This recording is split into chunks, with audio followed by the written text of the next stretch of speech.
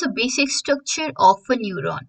An input X is given to each neuron of the dense neural network. The neuron performs a linear transformation on this input using the weights and the bias. After that, an activation function is applied to the result. Finally, the output of this activation moves to the next hidden layer and the same process is repeated. Activation functions are used to determine the outputs of a neural network, like yes or no. It maps the resulting values in between a particular range depending on the function being used. The main purpose of activation functions is to introduce nonlinearity into the output of a neural network. The activation functions can basically be divided into two types: linear activations and nonlinear activations. Linear activation functions. In linear activation functions, the output is proportional to the input. The output of this function is not confined between any range. That is, it ranges from -infinity to +infinity. This is not necessarily a problem, as we can proceed into the next or final layer by taking the maximum value of the neurons. Then what exactly is the problem here? As you are familiar with the gradient descent for training, you would notice the problem here. The derivative of linear activation is a constant. That means the gradient has no relationship with x. If there is an error in prediction, the changes made by backpropagation are constant and not depending on the changes in the input. There is another problem too. Think about connected layers. Each layer is activated by a linear function. No matter how many layers we have, if all are linear in nature, the final activation function of the last layer is nothing but just a linear function of the input.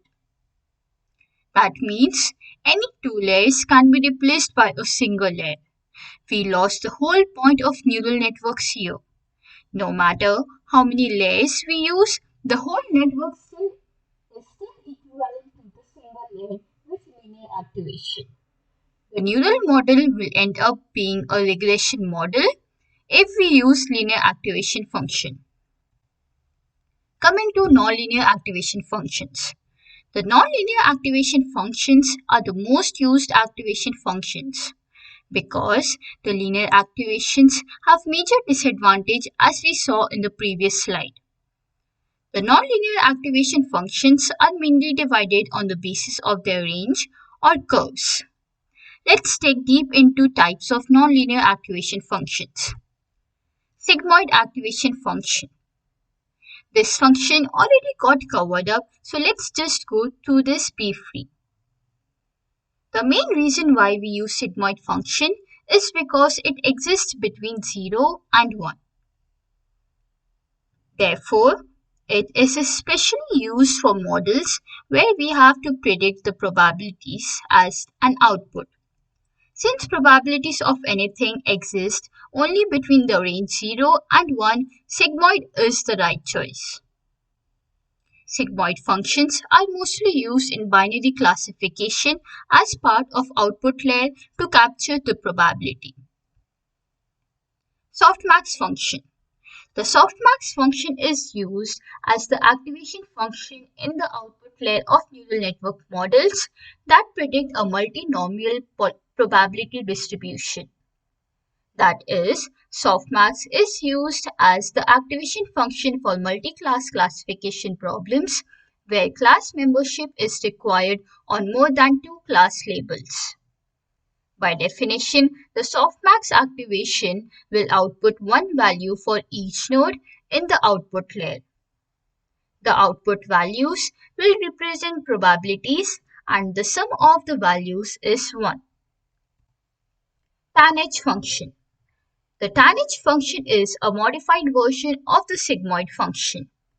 What we saw in sigmoid was that its value is bounded between 0 and 1. However, in case of tanh, the values are bounded between -1 and 1. Using tanh activation function is much better because we normalize values. The mean or average comes out to be 0 or very near it. This makes learning for the next layer easy. Another reason why we prefer tanh over sigmoid is, if we look at the graph of both functions, we observe that the gradient or derivative of tanh function is steeper as compared to the sigmoid function. Thus, the gradient is stronger for tanh than sigmoid. Tanh is powerful activation function for neurons belonging to hidden layers, while sigmoid is a powerful activation function used for output layers.